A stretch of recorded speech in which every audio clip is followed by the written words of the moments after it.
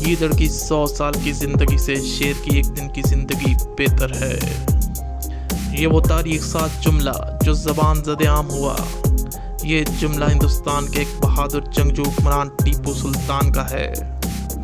आगे बढ़ने से पहले हमारे चैनल अंधेरों के सफ़र को सब्सक्राइब कर दें और बेल आइकॉन को प्रेस कर दें। मैसूर के टाइगर, ये खिताब टीपू सुल्तान को मिला। 1750 में मैसूर के हुक्मरान हैदर अली के घर पैदा हुए, जिनका नाम फतेह खान रखा गया। बाद में इनके वालिद ने इनका नाम अपने एक बुजुर्ग जिससे वो अकीदत रखते थे, टीपू मस्तान औलिया, इनके नाम पे टीपू सुल्तान रखा। टीपू सुल्तान एक बहादुर जंगजू हुक्मरान के तौर पे तारीख हमेशा याद रखेगी। टीपू सुल्तान अंग्रेज़ों और इस ईस्ट इंडिया कंपनी को कभी तस्लीम नहीं किया। वो हमेशा इसके खिलाफ मैदान जंग में रहा। टीपू सुल्तान ने बेहतरीन असातिज़ा से तालीम हासिल की। वो इस्लामी कुरानी तालीम के साथ घोड़सवारी और तलवारबाजी के माहिर थे। जिस उम्र में बच्चे क्रिकेट, हॉकी और फुटबॉल खेलते हैं, इस उम्र में टीपू सुल्तान जंगी तरबियत ले रहे थे। 1766 जब टीपू सुल्तान सिर्फ 15 साल के थे, पहली बार जंग में हिस्सा लिया। जिस जंग में टीपू सुल्तान को जंगी तरबियत हासिल करने का मौका मिला। टीपू सुल्तान के वालिद हैदर अली को इन पर बहुत फख्र था। इन्होंने टीपू सुल्तान को 2000 से 3000 फौजी कमांड सौंप और मैसूर के 5 अजला की हुक्मरानी टीपू सुल्तान को दे दी गई। 1767 में टीपू सुल्तान ने निज़ाम के साथ मिलकर अंग्रेज़ों के खिलाफ जंग लड़ी, जिसमें अंग्रेज़ों को भारी नुकसान हुआ।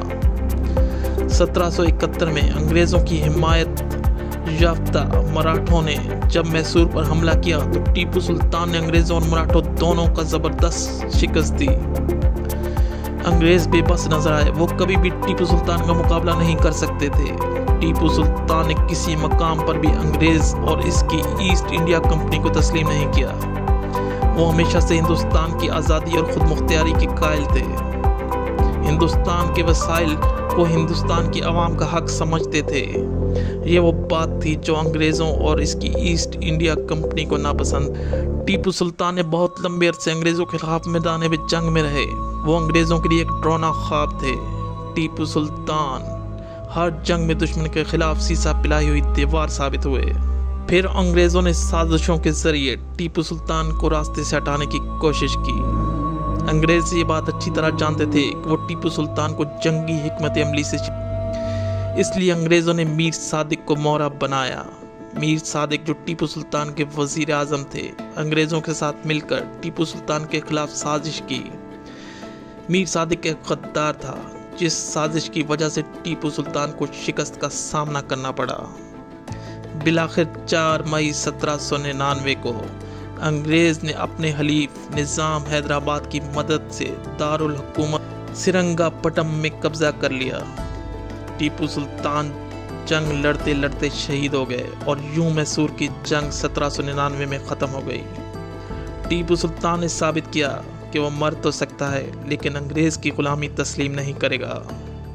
गीदड़ की 100 साल की ज़िंदगी से शेर की एक दिन की ज़िंदगी बेहतर है। ये थे टीपू सुल्तान।